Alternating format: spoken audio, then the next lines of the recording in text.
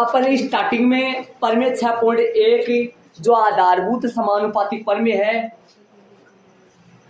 उसका छोटा रूप करे थे अपन सिंगल एक दिन। फिर अपन 6.1 आधारभूत समान 6.1 परमेय बोलो, 3 नाम है, इनके नाम सुनो। जो मैं कह रहा हूँ उन बातों पे ध्यान देना। सूरज, मैं सबको बोल रहा हूँ, जो मैं कह रहा हूँ ना इन बातों पर गौर करना।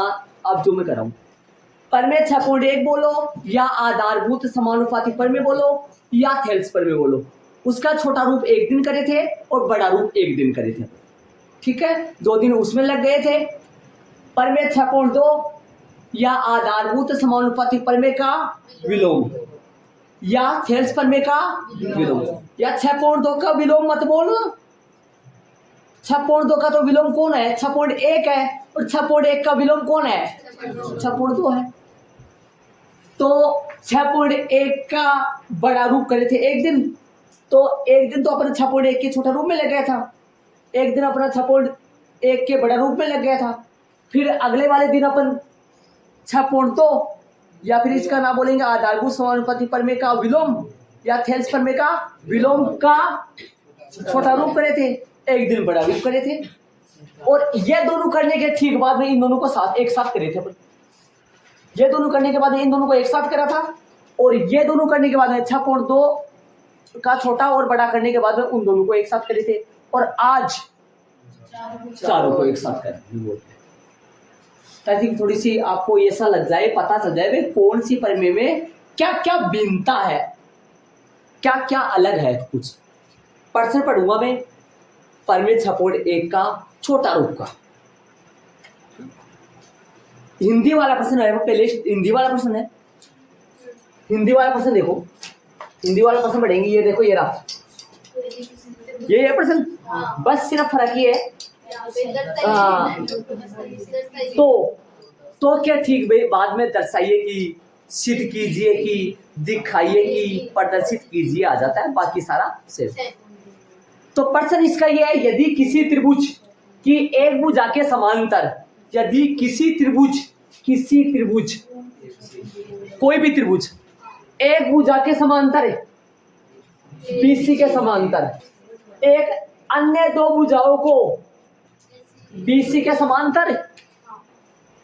समांतर D और अन्य दो भुजाओं AP और AC को भिन्न भिन्न बिंदुओं पर D और E पर प्रतिच्छेद करती हुई एक रेखा खींची जाए। प्रतिच्छेद करने के लिए एक रेखा खींची जाए तो दर्शाइए कि वह रेखा कौन? DE। कौन सी रेखा? DE त्रिभुज की अन्य दो भुजाओं को एक ही अनुपात में विभाजित कर देती है। एक ही अनुपात में विभाजित करने का मतलब AB और AC समान अनुपात में विभाजित हो जाती है। ये AB भुजा है, ध्यान दो, तो ये AB भुजा है, AB भुजा है, AB है ना, ये दिमाग लगाओ। D को D से छोड़ो, AD बटा DB, D को छोड़ दो, AB भुजा है। ये AC भुजा है, एक के अनुपात में विभाजित होती है। ये सिद्ध करना है, ये प्रूव करना है। इसको हिंदी में क्या बोलोगे? AB और AC एक के अनुपात में विभाजित हो रही है, ये सिद्ध करना है। दे रखा क्या है? रेखा त्रिभुज की एक भुजा किसके? BC के क्या है? समांतर। रचना सुन लो, इधर भी आ जाओ, बड़ा रूप में भी आ जाओ। बड़ा रूप में देखो, दिया हुआ है त्रिभुज ABC में DE समांतर है BC। सिद्ध करना में जो छोटा रूप में जो DB और EC चलता है, छोटा रूप में जो DB और EC चलता है वो बड़ा रूप में AB और AC दिखा जाता है, बाकी सारा सेम है। क्यों? इसका अर्थ अभी हिंदी में बताया था मैंने आपको। रेखा D भुजा AB और AC को समान अनुपात में विभाजित करती है। इसका अर्थ क्या है? इसका अर्थ भी वही है, रेखा D भुजा AB और AC को समान अनुपात में विभाजित करती है या कर रही है।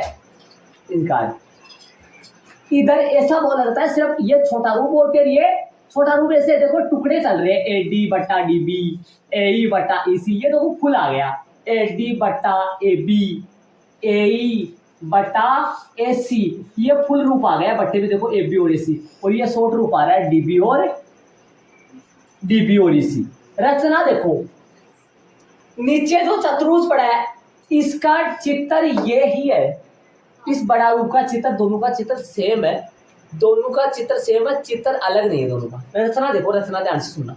ये चतुर्भुज है नीचे, चतुर्भुज में जो आमने सामने के शीर्षों को मिला है वो विकिरण कहलाती है ना विकिरण। ध्यान लगा के सुनना, ध्यान लगाना। 2-3 बच्चे इधर उधर ना। डी विकिरण ने सी डी और बी को मिलाया, देखो विकिरण दोनों में देख लो, इधर भी रचना सेम है, इधर भी रचना सेम है। इधर रचना रेड पेन से देखो, इधर रचना देखो ब्लैक पेन से लिखा हुआ है। विकिरण बी व सी डी को मिलाया, विकिरण बी व सी डी को मिलाया। विकिरण देखो, विकिरण को बोल रहा हूँ, चतुर्भुज की विकिरण होती है। हाँ, और सुनो आगे, आगे देखो। तथा ईएफ लंब बिंदु ई से ईएफ लंब एबी के ऊपर है, और डीजी लंब, इसको बोलते हैं लंब, इसको लंब बोलते हैं। डीजी लंब किसके ऊपर है? एसी। ईएफ लंब एबी है, डीजी लंब एसी है। ईएफ लंब सेम आ गया, ईएफ लंब एबी और डीजी लंब एसी। ईएफ लंब एबी है तो ईएफ लंब एडी पे भी होगा, और ईएफ लंब बीडी पे भी होगा, और ईएफ लंब पूरी भुजा एबी पर भी होगा। सुनना, रचना देख लो, दोनों में सेम रचना है, दोनों में रचना सेम। उपपत्ति में चलेंगे अपन। उपपत्ति के बाद में कई बच्चे बोल रहे हैं हमारे समझ में नहीं आ रहा है। अब सुनना गौर लगा, उपपत्ति के बाद में सुनना ध्यान से, दोनों पर में एक साथ देखना है। सुन लो, इसके अंदर 2 त्रिभुज लेने हैं, इसके अंदर 2 त्रिभुज है, त्रिभुज बीडीई और त्रिभुज सीईडी। त्रिभुज बीडीई और त्रिभुज सीईडी, गौर करके देखना, त्रिभुज को देख लो आप एक बार। त्रिभुज बीडीई और त्रिभुज सीईडी, बीडीई और सीईडी मिल गया। एक बीडीई और सीडी एक ही आधार, ये क्या लिखते हैं यहां मैं सही करूंगा, के आधार कर्मश आएगा, यहाँ क्या आएगा? के आधार कर्मश आएगा। बेडी नहीं सही है, मैं उल्टा कर दूंगा। बेडी व सीडी सही, हम देखो बेडी और सीडी मिल गया आपको चित्र में। उधर भी देख लो, उधर उपपत्ति ब्लू पेन से, इधर ब्लैक पेन से। बीडी व सीडी एक ही आधार डी, गौर करना थोड़ा सा। बीडी त्रिभुज को और सीडी त्रिभुज को थोड़ा सा उल्टा कर दो, आप उल्टा घुमा दो इसको, मतलब जो डी भुज आना है इसको नीचे ले आओ, और फिर देखो दोनों त्रिभुजों को। बीडीई और सीईडी एक ही आधार डी, एक ही आधार डी पर बन रहे दोनों। बीडी और सीडी एक ही आधार डी, 2 समांतर रेखाएं डी व बीसी के बीच स्थित है। बीच में स्थित ही आएगा यार, बीच पर स्थित नहीं आएगा, बीच बीच मध्य स्थित है या बीच में स्थित आएगा, यहाँ क्या आएगा? में ही आएगा, बीच में स्थित है ना, समझे क्या? डी व बीसी के कहाँ स्थित है ये, और ये दोनों कैसे थे पहले? किसने कहा था समांतर था? क्वेश्चन में कहा, देख लेना गौर से। जब यदि कोई भी 2 त्रिभुज हो, वो एक के आधार पर बन रहे हो, और एक ही 2 समांतर रेखाओं के बीच स्थित हो, 2 समांतर रेखाओं में से एक तो वो आधार ही आ जाएगा, एक तो वो आधार ही आ जाएगा, और एक कोई अन्य भुजा आ जाएगी, उनके बीच में बने हुए हुए। इसलिए इन दोनों त्रिभुजों का एरिया मतलब क्षेत्रफल, इसको हिंदी में पढ़ूंगा, त्रिभुज बीडीई का क्षेत्रफल, त्रिभुज सीईडी का क्षेत्रफल आपस में कैसा होगा? बराबर होगा। ये बात देख लो यहाँ तक, मतलब ये सत्य कथन है। यदि 2 त्रिभुज हो और वो एक के आधार पे और 2 समांतर रेखाओं के बीच में यदि स्थित हो, तो उन दोनों का क्षेत्रफल अर्थात एरिया आपस में कैसा होता है? पक्का बराबर होता है। यह कक्षा नंबर 9 में आपने चैप्टर नंबर 10 में पढ़ा था, 9 में पढ़ा होगा, 10 में पढ़ा होगा, लेकिन वहां पढ़ा था आपने ये बातें वहां पढ़ी थी आपने, ये वाली बात, ये बात पढ़ी थी आपने वहां। अब नहीं पढ़ी, आपको नहीं पढ़ाया, वो हम कुछ नहीं कर सकते, लेकिन वहां था ये सब। हाँ, अच्छी बात है। समीकरण 1 देख लो, समीकरण पढ़ा दी, कोई बात नहीं। आओ आगे चलेंगे, यहाँ तक देख लो। एक बार जितना बताया मैंने उतना पच्चा हो, एक बार 2 मिनट। अब सुनना आगे ध्यान से, ध्यान देना बोर्ड पे। इधर से रेड पेन से चालू हो रहा है, उधर से ब्लैक पेन से चालू है, दोनों सेम है। त्रिभुज एडीई, गौर करना, एडीई पहले नियम लिया था। त्रिभुज एडीई, अब सुनना, एडीई वह त्रिभुज बीडीई, यो ले लिया ये कड़ा सुन, मतलब एडीई के साथ वो ले लिया, अब की बार इन्हें भी लेना है। एडीई के साथ में बीडीई तो ले लिया, और एडीई के साथ में मतलब ये दोनों लिए थे ना, दोनों, इन दोनों को रिटर्न बारी बारी से, यो बीडी एक बार तो यो बीडी जाओ वो एडी के साथ में, एडी त्रिभुज के साथ में एक बार तो यो बीडी का भाई मैं चल जाऊं, और एक बार नीचे आओ ये एडी के साथ में यो सीडी का है, मैं भी तो हाँ देख लो ध्यान से दो। और ये दोनों एडी, त्रिभुज एडी व त्रिभुज बीडी के आधार क्रम से, इनके आधार देखो, एडी व बीडी का आधार देख लो, एडी, एडी का आधार एडी, बीडी का आधार बीडी, एक ही रेखा एबी पर स्थित है, एक ही रेखा एबी पर स्थित है, एक ही रेखा एबी पर स्थित है। कौन है? अरे त्रिभुज एडी का आधार एडी और बीडी का आधार बीडी, एक ही रेखा, यदि ऐसा हो, इसलिए इन दोनों ये इन दोनों किसके लिए, इनके लिए, इन दोनों त्रिभुजों की समान ऊंचाई EF होगी, इन दोनों त्रिभुजों की समान ऊंचाई कौन होगी? यदि ऐसा हो, ऐसा का मतलब ये हो, यदि दो त्रिभुजों के आधार एक ही रेखा AB पर स्थित हो और बिंदु E से लंब ढल रहे हो आगे वाले बिंदु से, तो वो जो लंब है ना, वो उन दोनों त्रिभुजों का लंब होगा, अर्थात लंब का मतलब ऊंचाई, वो ऊंचाई है ना उन दोनों त्रिभुजों की होगी। बताओ एडी की ऊंचाई कौन है? EF। आधार कौन है एडी का? एडी आधार होगा तो ऊंचाई EF एडी में, और बीडी में आधार बीडी होगा तो ऊंचाई EF। अब इन दोनों त्रिभुजों का क्षेत्रफल निकालेंगे बट्टे में इसलिए निकालूंगा क्योंकि बट्टे में बुझाई चल रही है यार, इसलिए बट्टे में निकालूंगा। पहले त्रिभुज एरिया त्रिभुज एडी, इस बात को हिंदी में भी लिख सकते हो, ये लिखा हुआ है ARA, एरिया त्रिभुज एडी, हिंदी में बोलूंगा तो त्रिभुज एडी का क्षेत्रफल है। का लगा के 6 लगा दो, डॉट लगा दो, हाँ डॉट बिंदु 6 लिखोगे फुल रूप, जैसे यहाँ लिखा हुआ है आका डॉट। एरिया त्रिभुज एडी बटा में एरिया त्रिभुज बीडी, त्रिभुज का क्षेत्रफल का सूत्र होता है 1/2 गुना आधार गुना ऊंचाई, 1/2 गुना आधार गुना ऊंचाई। ऊपर वाला मसाला त्रिभुज एडी का चल रहा है, नीचे वाला बीडी का चल रहा है। 1/2 आधार एडी और ऊंचाई EF, नीचे वाले त्रिभुज का आधार बीडी, ऊंचाई EF, दोनों की ऊंचाई समान ऊंचाई EF आ गई, तो EF से EF कट गया, 1/2 से 1/2 कट गया, नीचे वाली बात लिखी गई है। और ऐसा ही सेम टू सेम यहाँ तक है। मैंने ध्यान से सुना, पहला टॉपिक एक प्रकार का पार्ट हो गया।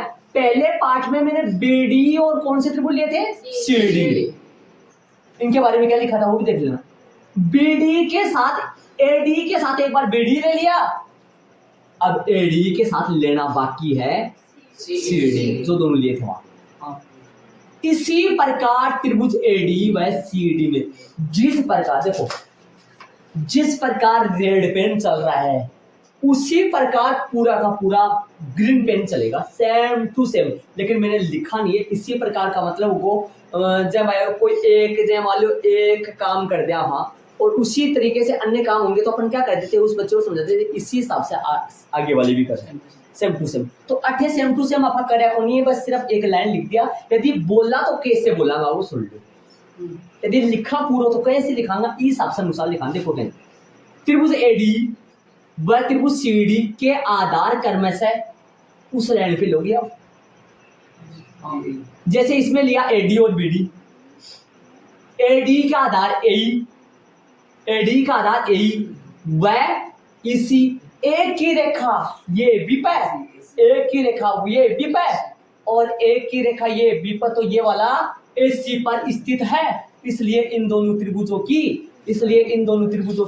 समान ऊंचाई, इसलिए इन दोनों त्रिभुजों की समान ऊंचाई कौन होगी? इसलिए होगी DG होगी। जो अच्छे से बच्चे हैं ना उनके मतलब बहुत ज्यादा समझ आ गया उनके, वो ऐसा लग रहा है मतलब इतना क्यों बता रहे हो आप, है ना, लेकिन ध्यान रखना बहुत अच्छी बात समझा। 1/2 से 1/2 कट गया, मन में कट गया, हाँ मन में कट गया था वो। डीजे से डीजे कट गया, कहाँ कट गया, बावले बना रहे हो। इसी प्रकार में वो क्या है कि 1/2 से 1/2 वैसे ही काट देंगे और डीजी से डीजी वैसे ही काट देंगे, लेकिन काटे नहीं है और 1/2 लिखा ही नहीं है अपन, क्यों लिखेंगे, क्योंकि बड़ा होगा ना, समझ रहे हो क्या। इसी प्रकार का मतलब ऐसा ही करेंगे लेकिन इतना नहीं करेंगे, सिर्फ और सिर्फ ये लिख दिया, इसी प्रकार त्रिभुज एडी व सीडी में भी मतलब बिम भी बम भी पुआई और तो क्या बोलूं तुम, और नीचे एडी बटा डी भी आप बना क्या वो समझ गया होगा क्या आधार समीकरण। अब सुनना समीकरण 1 2 व 3 से देखो, अब ध्यान देना, अब आगे वाली बात पे ध्यान देना। एक बार समीकरण 2 का बायां जो पक्ष है ना, तो समीकरण 2 का बायां पक्ष सुना, गौर करना, इधर भी ये चल रहा है समीकरण 1 2, समीकरण 2 का बायां पक्ष है, समीकरण 3 का बायां पक्ष देखो ध्यान से, गौर करके देखना आप, ये दोनों बराबर है। समीकरण 1 की मदद से ऐसा बोलो, इनका अंश अंश तो पहले से बराबर आ रहा है, बराबर आ रहा है ना अंश अंश, इनका हर बराबर है समीकरण 1 में। एरिया बीडीई का और एरिया सीडी का समीकरण 1 में बराबर पड़ा हुआ है, तो बराबर पड़ा हुआ तो इसका अंश अंश तो वैसे बराबर है, हर बराबर आ चुका है। इसका मतलब ये हो गया कि ये वाला पार्ट और ये वाला पार्ट आपस में क्या है, समीकरण 2 का बायां पक्ष समीकरण 3 के बाएं पक्ष के बराबर है, तो दायां दायां भी बराबर ही होगा, एडी बटा डीवी बराबर होगा ए बटा ये अपने को लाना था। इस बात को हिंदी में लिखना है आता वाली लाइन, क्योंकि ये पर्सन जब आएगा ना, ये पर्सन हिंदी वाला पर्सन आएगा और हिंदी वाला पर्सन आएगा तो आता वाली लाइन में इसको देखो, मैंने लास्ट में आता वाली लाइन में यहाँ पर अत्ता लगाया नहीं मेरी, आता वाली लाइन में देखो इसको लिख दिया मैंने, हिंदी वाली लाइन नहीं लिखी है क्योंकि ये क्वेश्चन जो है ना हिंदी वाला नहीं आएगा, और हिंदी वाला आप भी जाएगा, कोई भी क्वेश्चन हिंदी वाला आ जाएगा आपको, तो आपको इन दोनों हिंदी वाला क्वेश्चन इसका भी बनता है और इसका भी बनता है, लेकिन जब हिंदी वाला क्वेश्चन आ जाए ना तो आप ये कर लेना, वो मत करना क्योंकि इसमें 4-5 लाइन क्या लिखी जाती है, एक्स्ट्रा लिखी जाती है, तो ये क्यों करेंगे अपन, समझ गए ना। तो आओ इधर ध्यान देना बोर्ड पे, अतः वाली लाइन देखिए, अतः यदि, ये कथन आपके दिमाग में याद रहना चाहिए, अतः यदि किसी त्रिभुज में एक भुजा के समांतर अन्य 2 भुजाओं को भिन्न भिन्न बिंदुओं पर प्रतिच्छेद करती हुई एक रेखा खींची जाए, प्रतिच्छेद करने के लिए एक रेखा खींची जाए, तो वह रेखा त्रिभुज की अन्य 2 भुजाओं को एक के अनुपात में विभाजित करती है। ये पर्सन लिखा हुआ आएगा, पर्सन आए ना तो के बाद वो दर्शाइए आ जाएगा, उसको हटा देना, बाकी को सेम टू सेम लिख देना है। किताब में आपको टेस्ट में एग्जाम में पर्सन आएगा, ये पर्सन देगा तो यहाँ पर लिखा हुआ आएगा दर्शाइए, उस दर्शाइए को हटा देना, बाकी को सेम टू सेम लिख देना और एचपी लगा देना, इतनी सिगम लगा देना। कई बच्चे सोच रहे हम यहाँ छोड़ देंगे तो क्या हो जाएगा, अत्ता वाली लाइन नहीं लिखे तो देखो कायदे अनुसार अत्ता वाली लाइन, हिंदी वाला क्वेश्चन आता है तो अत्ता वाली लाइन लिखनी पड़ेगी। हाँ काट भी सकता है, नहीं भी काट सकता है, पूरा मतलब ये टीचर पे डिपेंडेंट करेगा ये चीज, समझ रहे हो। जो कॉपी जिसके पास जाती है आपके बोर्ड के एग्जाम में उस पर डिपेंड करता है, तो नियम के अनुसार लिखना पड़ता है, क्योंकि पर्सन हिंदी वाला है। क्या आपको त्रिभुज एबीसी दिया है या ये लाइन प्रूव करना है, ये लाइन प्रूव करना है, हिंदी में पर्सन आएगा तो हिंदी वाले अत्ता वाली लाइन लिखना पड़ता है, नियम तो ये। इधर की बात करूं थोड़ा सा, कहां तक आ गया, इधर कहां तक मैच हो गया है देख लो। समीकरण 1 2 व 3 से कैसे आया, ये बात समझ आ गई। 1 2 व 3 से कैसे आया, समीकरण 2 व 3 में समीकरण 1 का प्रयोग करने पर, और 1 का प्रयोग कहां करोगे, हर में, समझ रहे हो क्या। ऐसा रख दो, इसकी जगह समीकरण 1 से मान रख दो, क्या रखोगे बताओ, एरिया बीडी की जगह क्या रखोगे, आपसे हम पूछूं सीडी, फिर यहाँ पे भी सीडी है ना, बराबर हो गया ना। इसके बाद में यहाँ पर आ गए अपन, बड़ा रूप में क्या हो गया, बड़ा रूप में कहां तक आ गए अपन, यहाँ तक आ गए ना, देखो यहाँ तक आ गई, ये रहा, ये हुआ। समझ रहे होंगे? यहाँ तक आगे, इसके आगे छोटा रूप आए तो यहाँ तक हो जाता है, लेकिन बड़ा रूप आए तो अपने को क्या बनाना पड़ता है, डीबी और इसी को हटा कर मतलब जैसे तैसे बनाकर ए बी और एसी करना होता है, ए बी और एसी करना होता है। यहाँ तक एक बार देखे, यहाँ तक देखे, फिर मैं आगे चलूंगा। त्रिभुज कैसे लेते हैं, कई बच्चों के यहाँ गुल मिल जाता है, वो त्रिभुज लेना एक बार सीख लो। इसका प्रश्न क्या आएगा, इसका प्रश्न तो क्या आएगा, हिंदी वाला प्रश्न आए तब भी कर सकते हो, और इसका त्रिभुज एबीसी वाला प्रश्न भी आ सकता है।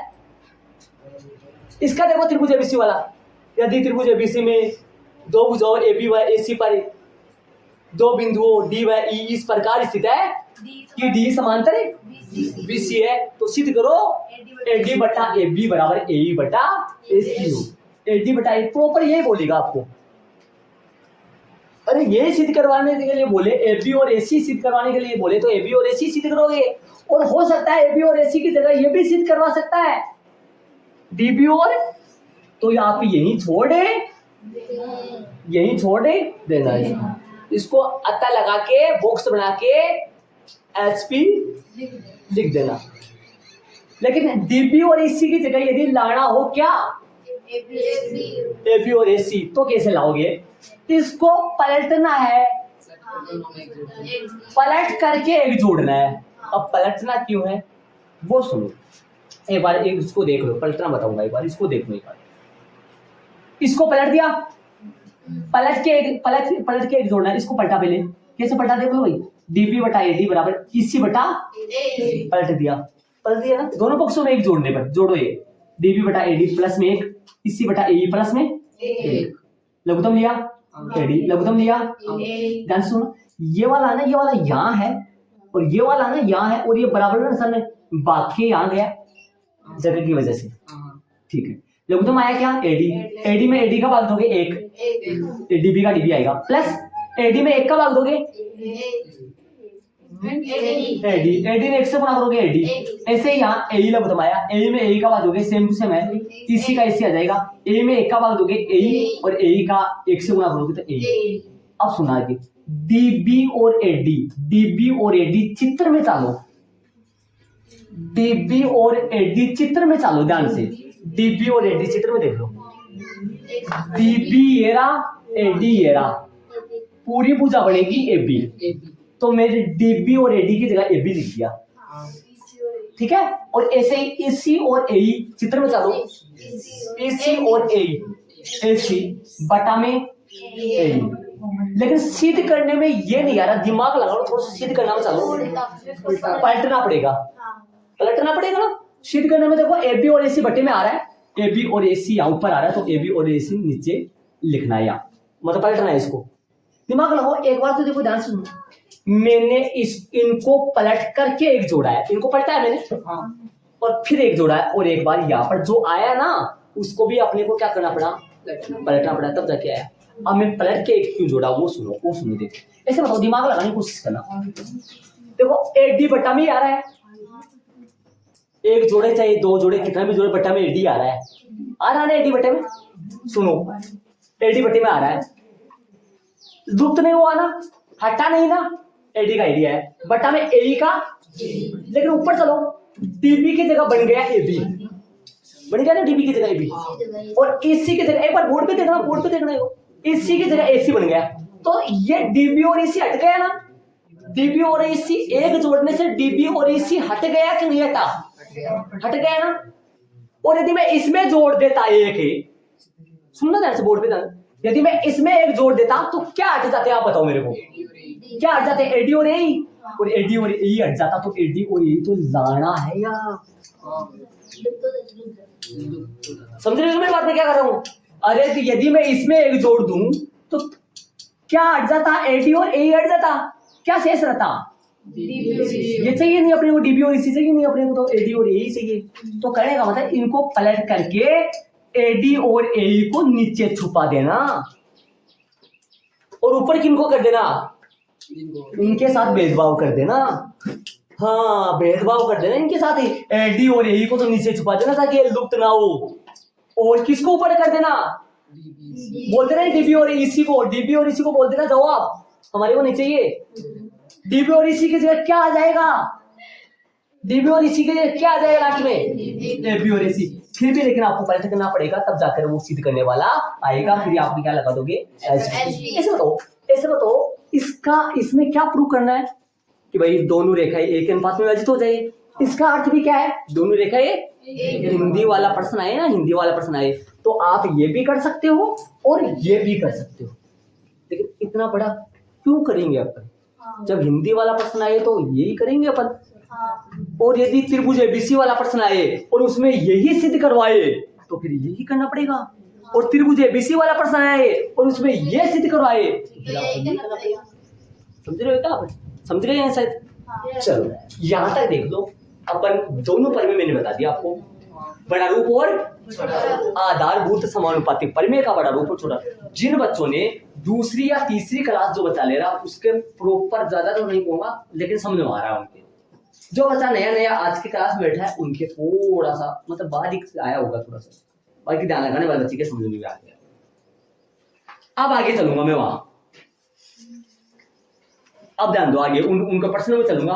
वो इनकी उल्टी है। उल्टी का मतलब ये रही है ना। उल्टी का मतलब इस परमे का नाम क्या था? आधारभूत समानुपाती परमे। उस परमे का नाम आधारभूत समानुपाती परमे का विलोम, उल्टा। जो यहां पर दे रखा है ना वो वहां सिद्ध करना है, देख लो चाहे जाके। और जो यहां पर सिद्ध करना है याद देख लो, ये तो बड़ा रूप में मिलेगा आपको। ये देख लो, ये जो यहां पर सिद्ध करना है वो यहां पर दे रखा है। इसका हिंदी वाला प्रश्न बोले जरा। इसका हिंदी वाला प्रश्न बोले, इसका उल्टा बोलूंगा। जो लास्ट में लिखा है ना एक अनुपात में विभाजित होती है, जो लास्ट में एक अनुपात में विभाजित होती है, ये तो के पहले आ जाएगा। ये तो के और जो समांतर है ना ये तो के बाद चला जाएगा। क्यों? क्योंकि समांतर तो साबित करना है। अरे तो के बाद कौन आता है? सिद्ध करने वाला। तो के पहले कौन आता है? दिया हुआ। तो के पहले तो एक अनुपात वाला जाएगा और समांतर तो के बाद चला जाएगा। इसका हिंदी वाला प्रश्न बोलूंगा, यदि कोई रेखा समझ रहे हो आप ध्यान से? यदि कोई रेखा त्रिभुज की, किसी त्रिभुज का बोल दिया, कोई भी त्रिभुज हो सकता है, किसी त्रिभुज की दो भुजाओं को एक अनुपात में विभाजित करे तो एक अनुपात में विभाजित करने का मतलब है, अगले ने ये दे दिया, ये दे दिया ना। एक अनुपात का मतलब ये होता है ना, ये दे दिया। जो वहां पर सिद्ध करना था, जो वहां पर सिद्ध करना था वो कहां लिख दिया अपन? दिया हुआ में लिख दिया। कहां लिख दिया? दिया हुआ में लिख दिया। यहाँ बटे में इसी है, ध्यान देना, गौर करना, ये अटका है मेरे से थोड़ा सा, ठीक है। एक अनुपात में विभाजित करे तो दर्शाइए कि वह रेखा त्रिभुज की तीसरी भुजा की समांतर। तो क्या सिद्ध करना है? इसमें समांतर, और उसमें समांतर क्या कर रखा था? अगले ने दे रखा था। अब देखो यहाँ पर देखो डी समांतर बीसी दिया हुआ में, और यहाँ डी समांतर बीसी सिद्ध करना में है, और यहाँ एडी बटा डीबी ए बटा इसी सिद्ध करना में है, तो यहाँ पे उल्टा सुल्टा हो गया, बाकी सारा सेम। डायग्राम देख लो, सेम है डायग्राम, बस वो रचना के टूटी फूटी लाइन। ये जो डैश डैश से लाइन खींच रहे हैं ना, डैश डैश से, वो किसका है? वो रचना का। सुनो रचना का, देखो इसमें बिंदु डी से एक रेखा डी एफ खींची। इसकी रचना सीधे शब्दों में, सीधे शब्दों में बिंदु डी से एक रेखा डी एफ खींची जो एसी को बिंदु एफ पर काटे। लेकिन दो तीन बाया काल रचना करी प्रश्न में वे ठीक है, तो के लिखना नहीं बहुत बड़ो बना दिए पाठ, पर कि शोर आराम से सही शब्द आराम से समझ आ रही। छोटी सी बात है कि बिंदु डी से एक रेखा डी एफ खींची जो एसी को बिंदु ऊ पर काटा। कितना प्यारा सा डेढ़ डेढ़ से टूटी हुई रेखा से उम्र डेढ़ डेढ़ बहुत सारा चल रहा है, और ये में तो डेढ़ डेढ़ से ना मात्र का। ठीक है भाई, रचना हो गई उपपत्ति। क्या प्रूव करना है? डी समांतर। मान लो ये समांतर ना, उल्टा मान लो, मानना कि डी समांतर बीसी नहीं है, तो नहीं है तो कोई ना कोई रेखा तो डी से जाने वाली ऐसी जरूर से होगी। कोई ना कोई रेखा तो डी से जाने वाली ऐसी जरूर से होगी जो त्रिभुज की तीसरी भुजा बीसी का समांतर। कोई ना कोई रेखा तो होगी ना। मान लो कौन समांतर है? किसके? डीएफ।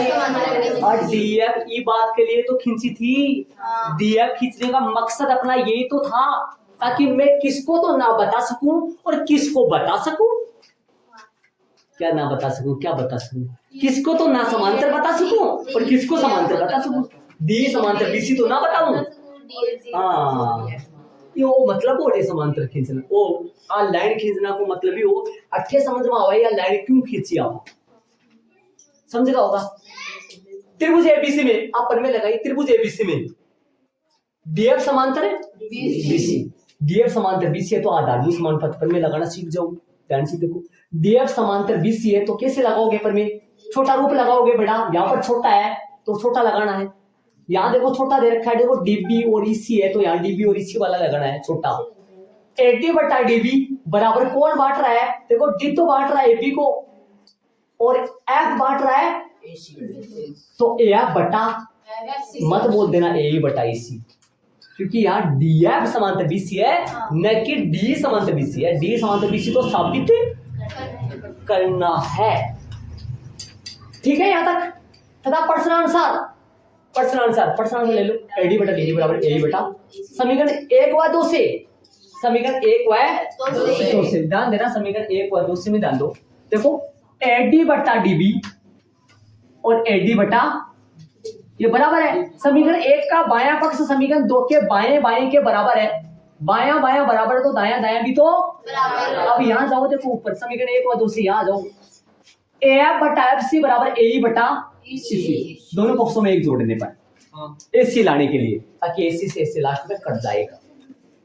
दोनों पक्षों में एक जोड़ोगे प्लस में एक। कई बच्चों के कहाँ एक जोड़ना है कहाँ नहीं जोड़ना है जो पुराने बच्चे उनको पता चल रहा है क्यों जोड़ रहा हूँ एक। ये जो नए बच्चे हैं ना उनके थोड़ा सा लफड़ा होगा यहाँ एक क्यों जोड़ा यहाँ तो पता लग गया होगा एक क्यों जोड़ा मैंने यहाँ जोड़ा था एक यहाँ जोड़ा था एक क्यों जोड़ा था ए बी और एसी लाने के और वहां ए बी और एसी नहीं लाना है ठीक है। इसको एक इसलिए जोड़ा हूं ताकि एसी से एसी आ जाए कट जाएगा फिर दोनों पक्षों में एक जोड़ने पर जोड़ो एक जोड़ दिया एक प्लस एक लगा दिया बाकी सारा सेम तो ये सेम है प्लस एक ये सेम है प्लस एक लघुत्तम लिया एफसी में एफसी का भाग दिया एक समान का भाग दो एक नहीं एफ से गुना करो एफसी में एक को भाग दोगा एफसी ने एक से गुना करो एफसी ऐसे यहाँ ए प्लस ईसी एफ और एफसी चित्र में चलो एफ और एफसी को देखो चित्र में चलकर एसी आएगा। इधर लिख दिया मैंने देखो आप इधर आप नीचे लिखोगे मेरे पास जगह नहीं है इसलिए मैंने इधर लिख दिया एसी बटा में एफसी चल रही है और ए और ईसी एसी बटा में ईसी चल रहे हैं तिरछा गुना करो बीच में बराबर का निशान है एसी गुना ईसी और एफसी गुना एसी से एसी कट गया ये एसी गुना में इधर इसके आके बट्टे में लगेगा और बट्टे एसी से एसी कट जाएगा मैंने यही काट दिया इसको बराबर आया ईसी और एफसी तभी बराबर होगा। चित्र में चलो ईसी और ईसी है ना एफसी पूरा है ये तभी बराबर हो सकता है। ईसी और एफसी तो बराबर नहीं हो सकता ये तो छोटा बड़ा होगा साफ नजर आ रहा है ये तो तभी बराबर हो सकता है। इसके बाद में यहाँ देखो ये तभी संभव है मतलब ये दोनों बराबर तभी है ये तभी संभव हो सकता है जब दोनों बिंदुओं कैसे हो संपाती हो मतलब एक ही जगह हो है ना कैसे जब दोनों बिंदु ई व एफ कैसे हो तब ये दोनों रेखाएं यदि ई और एफ संपत्ति होगा तो ये दोनों रेखाएं भी संपत्ति होंगी। संपत्ति का मतलब एक ही दो रेखा नहीं होगी फिर ये एक ही रेखा होगी तब डी व डी एफ भी संपत्ति होगी। संपत्ति का मतलब एक ही जगह का मतलब ऐसे समझो एक की होगी दोनों से। आपको कौन सी चाहिए समांतर किसको लाना है तो एफ हटा दो ऐसे समझो ये एफ है ना ये गलती से वहां लगा दिया अपने झूठा मतलब प्रूव करने के लिए वैसे ये एफ कहाँ आएगा पक्का ई के ऊपर ही आएगा। तो बोलो कौन सी है D Y D F B संपत्ति होगी मतलब एक ही जगह इसलिए डी समांतर है।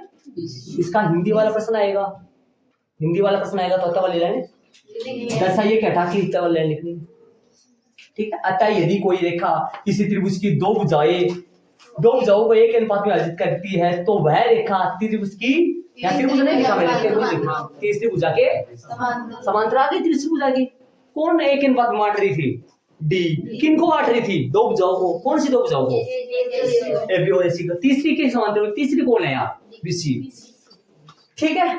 और इसका बड़ा रूप थेट्स प्रमेय के विलोम का बड़ा रूप में यहाँ डीबी यदि प्रश्न में आपको डीबी और इसी की बजाय प्रश्न में क्या मिल जाए आपको और सिद्ध करना तो वही है देखो दिया हुआ में क्या हो गया दिया हुआ में क्या लिख दिया देखो यहाँ दिया हुआ में क्या लिखा हुआ है देखो एक बार और यहाँ दिया हुआ में क्या लिखा हुआ फर्क देखो ध्यान से देखो फर्क यहाँ डीबी और इसी है यहाँ एबी और सिद्ध करना तो वही है इसके बाद में जाना है आपको, देखो वहां जाओ रचना, वो रहा उस तरफ, यही रचना है। देखो बिंदु डी से एक रेखा डीएफ खींची जो एसी को बिंदु एफ पर काटी।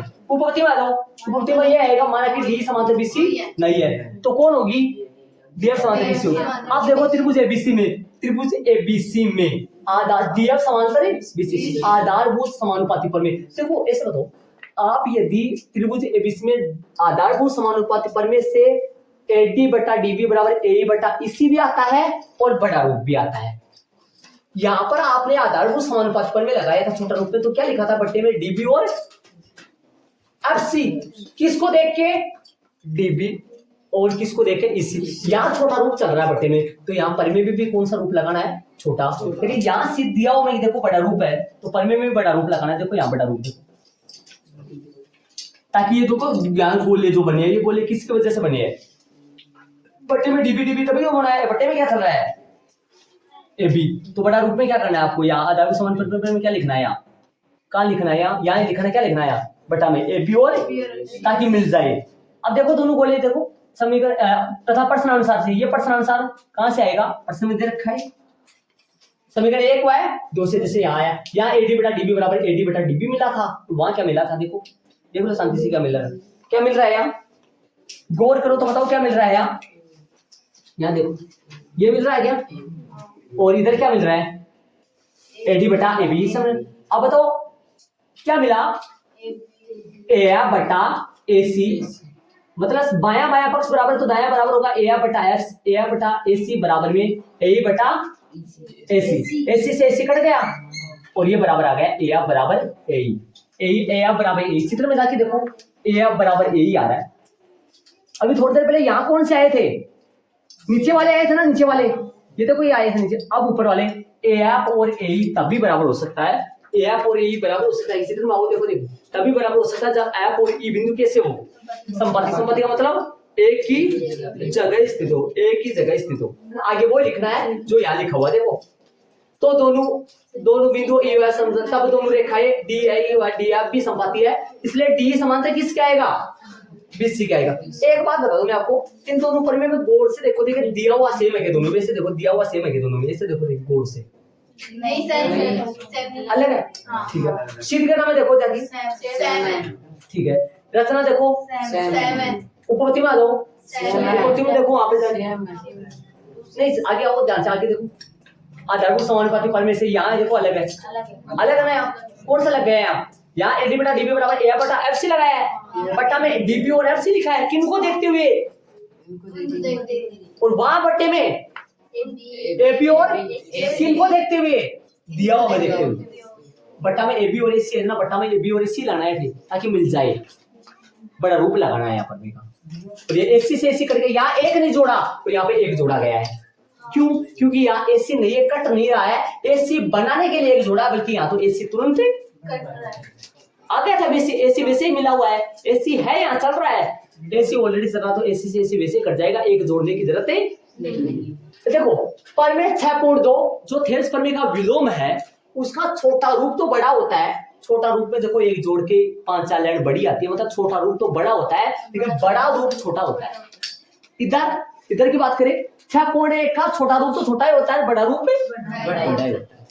आप यदि एग्जाम में टेस्ट में जिस बच्चे को कुछ भी नहीं आता ना, और जिन्होंने रचना तक कर लिया है, मान लो ये प्रमेय 10 नंबर की है, सुनना, मान लो ये 10 नंबर की है, जितने नंबर के हो उसका आधा नंबर आपको यहां तक दे देगा, अगला यहां तक।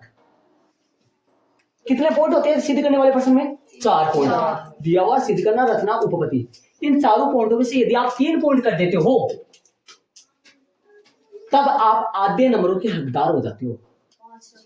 सिंगल एक उपपत्ति आधे नंबर की होती है, उपपत्ति मेन पॉइंट होता है प्रमेय का, तो आधे नंबर तो दिया हुआ सिद्ध करना, रचना, और आधे नंबर का ये हो जाएगा, ठीक है। और यदि किसी प्रश्न में रचना आती है, किसी में रचना आती नहीं है, या तो रचना आ रही है बल्कि प्रमेय में, तो अब देख लो कोई दिक्कत है किसी के, नीचे वाली प्रमेय में देखो आप ध्यान से। अब अपन एग्जाम, जिन बच्चों ने जूटी वगैरह 4 पर में लिख दी, आराम से तरीका से आने लगी, वो तो ठीक है? और देखो होमवर्क सुन लो। जो बच्चा जुमटी वगैरह नहीं बनाया है या जिनसे नहीं बन पाई है, या किसी बच्चे को ऐसा लग रहा होगा, फील महसूस हो रहा होगा कि भाई मेरा थोड़ा साफ सुथरा सुंदर नहीं बना, या मैंने प्रश्न नहीं उतारे, मेरा थोड़ा गलत सल्ट हो गया बोर्ड पे देख के, आपको थोड़ा सा दिमाग पे आपके हम भी ऐसे ही करें, सुंदर अच्छा काम करें, तो वो चारों के चारों पर में फिर से एक जुमटी बना के तैयार करें दोबारा से। जिन बच्चों को ऐसा लग रहा है मेरे को समझ में नहीं आया, मेरे को वापस करने की जरूरत है, वो बच्चा फिर से चारों पर में दोबारा से करे। और जिनको ऐसा लग रहा है मेरे तो चारों में प्रॉब्लम नहीं है, मेरे तो 2 में प्रॉब्लम है, मेरे को तो 3 में प्रॉब्लम है, वो उन्हीं को करे। लेकिन कल चारों परमे में से कोई एक परमे दी जाएगी आपको टेस्ट में। चारों परमे में से कोई एक परमे आपको टेस्ट में दी जाएगी। आपको पहचान करना पड़ेगा पहले कि चारों में से है कौन सी। टेस्ट सबका होगा, 2-3 नए बच्चे हैं उनको छोड़कर, बाकी टेस्ट सबका होगा। और जो 3 के चैप्टर में अपने होमवर्क दे रहे हैं वो 3.3 में एग्जाम्पल नंबर 3.3 में एग्जाम्पल नंबर नहीं बेटा 7 से 7 8 9 तक है। 7 8 9 10 तक है, वो एक आगे वाला सही है। 8वां का लिया गया, 7वां पीछे था क्या? 7वां पीछे था, 8 9 10 था। फिर 8 9 10 एग्जाम्पल करना है। और इसके अलावा प्रश्नावली का पहले प्रश्न में 4 है रोमन में, ध्यान दो तो आप 4 है रोमन में, 4 में से पहला दूसरा ही कर लेना। या आप एक कोई बच्चा जैसे मान लो 4 में से किसी के 2, 4 में से कोई 2 कर लेना जिसमें प्रॉब्लम है। तो काम कहां तक दे दिया मैंने? 3.3 में उदाहरण सभी है और पहला प्रश्न है। और जिनके चारों परमे में दिक्कत है, जिनको ऐसा लग रहा है मेरे को वापस बनाना चाहिए, खुद को एहसास हो जाता है कि मेरे को आती है कि नहीं आती है, जिनको ऐसा लगे कि मेरे को वापस बनानी पड़ेगी, जो कि चारों परमे का हिसाब किताब वापस बनाना पड़ेगा, तो वो तो वापस करे। तो जिनको ऐसा लग रहा है नहीं मेरे तो 2 में प्रॉब्लम है, नहीं मेरे तो 1 में प्रॉब्लम है, वो रजिस्टर में एक की तैयारी करे, 2 की तैयारी करे। परमे की चारों परमे में से कोई एक परमे दूंगा। परमे का टेस्ट सबका होगा, जिन्होंने चैप्टर नंबर 3 पढ़ा है उनका 3 का भी टेस्ट होगा। कल का होमवर्क ये है।